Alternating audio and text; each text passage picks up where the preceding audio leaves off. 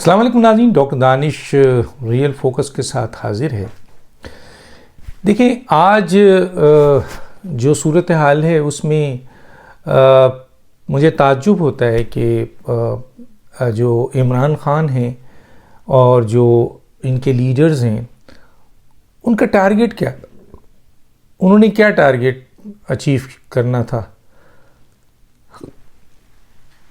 Army के हवाले से एक बहुत मतलब तकरीबन कोई 9 महीना 8 महीने का वक्त हो गया है जब अदम एतमाद की तहरीक ख़त्म हुई है, और उस वक्त से लेकर इमरान ख़ान साहब उस वक्त से लेकर जबकि उनको पता है पाकिस्तान मुआशी मुश्किलात का शिकार है, FATF पे तलवार लटकी हुई है, 3 साल 7 माह में उनकी कारकर्दगी मुआशी इतनी अच्छी नहीं रही है। चलें थोड़ी देर के लिए मान लें, उन्हीं की बात मान लें कि जी हमने बेहतर किया है, लेकिन 2018 को सामने रखें तो आपके प्रश्न उड़ जाएंगे। 2018 में जो पाकिस्तान की 2017 में जो इकॉनमी थी, हालांकि वो भी अच्छी नहीं थी, ठीक है, लेकिन 75 साल में पाकिस्तान की इकॉनमी ख़राब हुई है। बीच में थोड़ी बहुत बेहतर हुई लेकिन ख़राब हुई। परवेज़ मुशर्रफ के दौर में काफ़ी अच्छी थी, फिर जरदारी साहब के दौर में ख़राब हुई, फिर नवाज़ शरीफ साहब के दौर में अच्छी हुई, फिर शाहिद खाकान के दौर में थोड़ी बहुत ख़राब हुई, और फिर इमरान ख़ान के दौर में काफ़ी ख़राब हुई। तो ज़िम्मेदार तो सभी हैं, लेकिन जो सवाल ये पैदा होता है वो ये होता है कि किसने मज़ीद मौशी तबाही के लिए अदम इस्तेहकाम सियासी पैदा किया। अब तो तकरीबन कोई कहता है 70 के करीब, कोई कहता है 60, कोई कहता है 50 के करीब इन्होंने जलसे किए।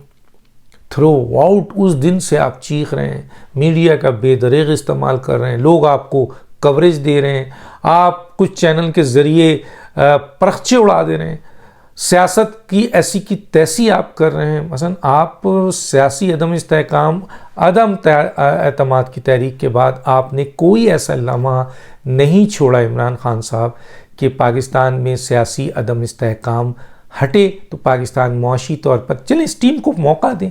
भाई अगर मुआशी इस्तेहकाम आएगा, अगर ये टीम को हम सियासी अदम इस्तेहकाम से बचा लें, इमरान ख़ान कहें कि मैं इसका हिस्सा नहीं बनना चाहता कि मेरे नाम पर ये हो कि जी जो भी इसाक डार या इससे पहले जो फाइनेंस मिनिस्टर थे या सारी जिम्मेदारी शहबाज शरीफ प्राइम मिनिस्टर की, जी इन्होंने हमें हटाया था, अब ये सही करके दे, लेकिन मैं सियासी अदम इस्तेहकाम पैदा नहीं करता, मैं खामोशी से बैठ जाता हूँ। इन्होंने अगर सियासी मुआशी इस्तेहकाम नहीं किया तो इनका फेलियर होगा। फिर अवाम ये याद रखें कि हमारी हुकूमत हटी थी और ये आई थी और इन्होंने आपको क्या दिया, तो फिर तो जवाब वजह बनती है ना। लेकिन आप ये उस वक्त और आपको ये कहना चाहिए इसलिए कि अगर मुआशी इस्तेहकाम आ जाता है, आप लाएं या कोई और लाए, शहबाज शरीफ लाएं, इसाक डार लाएं या आप लाएं, इसका फ़ायदा किसको होगा? इसका फ़ायदा पाकिस्तान को होगा, इसका फ़ायदा पाकिस्तानियों को होगा, आम आदमियों को होगा।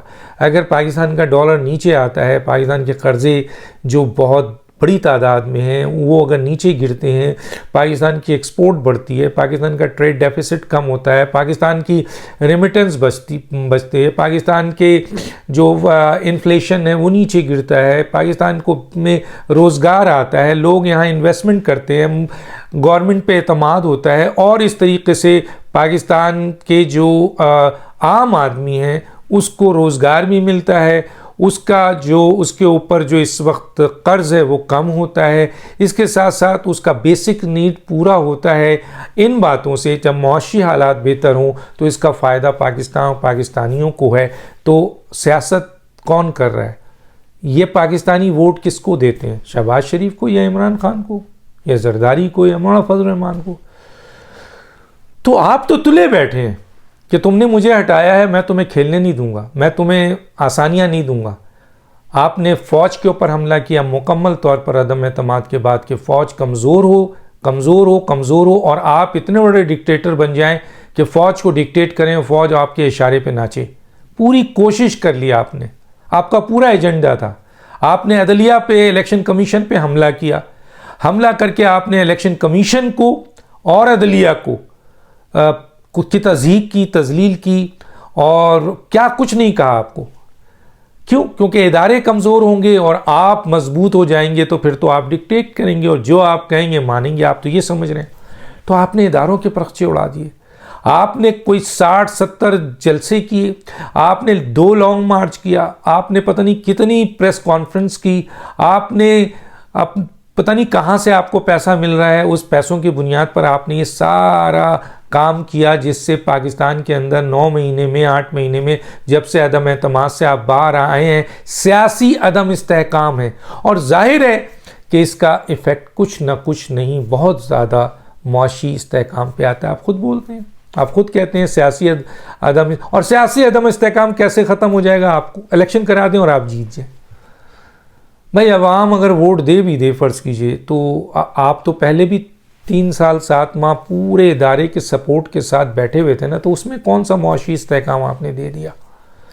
तो कहने का मतलब है मुआशी इस्तेहकाम के लिए इमरान खान साहब, आपका रोल तो ये होना चाहिए ना कि आप सियासी अदम इस्तेहकाम नहीं पैदा करें।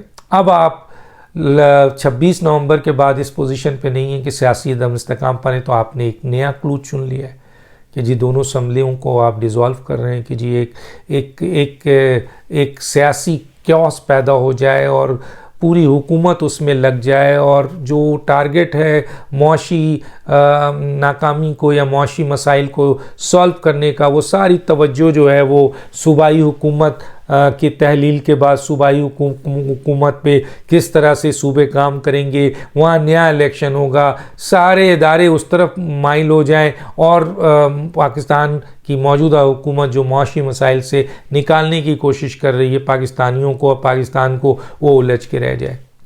तो आप किसकी खिदमत कर रहे हैं?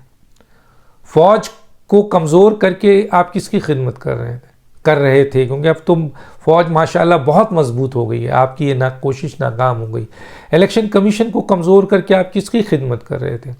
पार्लियामेंट से इस्तीफ़ा देके पार्लियामेंट को बिल्कुल आपने सोचा कि सबसे बड़ी पार्टी हम पार्लियामेंट से निकल जाएंगे तो पार्लियामेंट ज़ीरो हो जाएगी। उसको ज़ीरो करने की कोशिश करने में जहाँ नाकामी आपको हुई, आज आप वापस जाने के लिए रास्ते बना रहे हैं, तो उसको किसका फ़ायदा होता है? अगर इस पार्लिमानी निज़ाम को नुकसान पहुँचेगा तो जमहूरी सियासी निज़ाम को नुकसान पहुँचेगा। उसको आप किसके लिए ये कर रहे हैं? तो और ये जो आप अदम इस्तेहकाम सियासी पैदा कर रहे हैं, ये किसके लिए कर रहे हैं? ताकि मुआशी अदम इस्तेहकाम हो, और मुआशी अदम इस्तेहकाम होगा तो उसका फ़ायदा किसको होगा? पाकिस्तान को नुकसान होगा और दुश्मन मुल्क फ़ायदा उठाएगा। तो आप कर क्या रहे हैं? तो आप चाह क्या रहे हैं? तो अब ये चंद बातें थी जो मैंने कहा कि आपको बताऊं कि इमरान खान साहब जो हैं वो अब इस तरफ उलझा दिया है। और उनके किसी अंदर के आदमी ने एक बात कही जो मैं कोट कर रहा हूँ कि इमरान खान साहब किसी भी सूरत में मौजूदा हुकूमत को या कोई और हुकूमत हो, वो ये नहीं चाहेंगे कि उनको इजी फील्ड मिले, उनको आसानियाँ हों, वो आराम से हुकूमत करें, वो हुकूमत करके मुआशी मामलात नॉर्मलाइज करें। ना ना ना ना ना ना, वो कहते हैं इमरान खान ये नहीं चाहते। अगर मुआशी मामलात नॉर्मलाइज हो गए, गवर्नेंस बेहतर हो गई, पाकिस्तान ऊपर हो गया, इन्फ्लेशन रेट नीचे हो गया, पाकिस्तानियों को जो है वो पाकिस्तानियों के लिए आसानियां पैदा हो गई, गरीब लोगों का मसला हल हो गया और पाकिस्तान जो है वो फ्लाई करने लगा एक बेहतर डायरेक्शन में, तो इमरान खान की तो सारी सियासत ख़त्म हो जाएगी। वो कहते हैं इमरान खान की सारी सियासत ख़त्म हो जाएगी। तो चुनांचे इमरान खान तो किसी सूरत में नहीं चाहेंगे। आप सूबाई मसला हल कर लें, अब सूबे पे लड़ाई हो रही है। हुकूमत के लोग भी कुछ बेवकूफ़ाना बातें कर रहे हैं, जी आप डिज़ोल्व करें तो हम जो है इलेक्शन, भाई कहाँ से इलेक्शन कराएंगे? 5 साल सूबाई असम्बली का इलेक्शन होता है और मरकज़ को रह गया 1 साल। तो क्या ये हो सकता है कि सूबों का अलग इलेक्शन हो, मरकज़ का अलग इलेक्शन हो? नहीं, ऐसा नहीं होता। हमारे यहाँ ऐसा नहीं, 75 साल में ऐसा नहीं है। कोई लॉ है, कानून है तो आप बता दें। तो पता नहीं क्या बातें कर रहे हैं। हाँ, ये ज़रूर है जैसे कहा गया कि जी अगर आपने डिज़ोल्व की तो फिर गवर्नर आज लगेगा, क्योंकि गवर्नर ने उतना ड्यूरेशन कवर करना है जब मरकज़ अपनी हुकूमत को ख़त्म करके इलेक्शन में जाए तो उस वक्त सूबे भी जाएं। लेकिन ये नहीं हो सकता कि सूबे 5 साल के लिए इलेक्ट हो जाएं और मरकज़ के पास 6 महीना हो और वो फिर 6 महीने बाद जो है वो इलेक्शन कराए अलग से। पाकिस्तान में ऐसा हुआ है। तो इसलिए ये मेरा ख्याल है सही नहीं है। लीगल एक्सपर्ट तो यही कहते हैं, बाकी हम तो तालिब इल्म हैं, हम इन बातों को आपके सामने रखते हैं। तो चुनांचे इससे क्या होगा, इससे ये होगा कि सियासी अदम इस्तेहकाम पैदा होगा जो वो करने जा रहे हैं। ये भी हो सकता है कि इमरान खान को जितने भी फैसले इमरान खान ने किए अदम एतमाद के बाद, सब नुकसान इमरान खान और पीटीआई को हुआ है। इसीलिए पीटीआई के अंदर के लोग अब इमरान खान के इस फैसले को मानने को तैयार नहीं है, इसलिए बड़ा इंतशार है अंदर। और दूसरा ये कि वो यही कहते हैं कि इमरान खान साहब की अदम एतमाद की तहरीक से लेकर अब तक जितने फैसले इमरान खान ने किए उससे पीटीआई को ज़बरदस्त नुकसान पहुँचा है, आसमान से ज़मीन पे गिरी है। तो उस सूरत हाल में उनका मुस्तकबिल ख़राब होता है, तबाह होता है। जितने भी इलेक्टेबल्स हैं, जितने भी इनके अहम तरीन लोग हैं, वो इस बात के लिए अब मानने को तैयार नहीं है। और इमरान खान साहब के दोस्त परवेज़ इलाही भी मानने को तैयार नहीं है। लेकिन ऐसे हालात पैदा किए जा रहे हैं कि इन बातों के बुनियाद पर टीवी में मुसलसल इस पर बहस है, और इमरान खान और जो चाहते हैं कि किसी तरीके से अदम इस्तेहकाम हो, उसमें वो कामयाब होते हैं। लेकिन हुकूमत को मेरा ख्याल है इस पर अपना एक लीगल वर्क करके रहना चाहिए कि अगर वो डिज़ोल्व करते हैं तो आप क्या करें, और अगर आप चाहते हैं कि मरकज़ में कम से कम पंजाब की असम्बली में आप कुछ चेंजिंग ला सकते हैं तो उसका भी होमवर्क करके रख लें। लेकिन पाकिस्तान की आवाम के मसाइल को और पाकिस्तान के मसाइल को, माशी मसाइल को हल करने के लिए पूरी तवज्जो जो जितना टाइम आपको आइन और क़ानून ने दिया उस पर लगाएं। डॉक्टर दानिश को याद दीजिए। अल्लाह हाफ़िज़।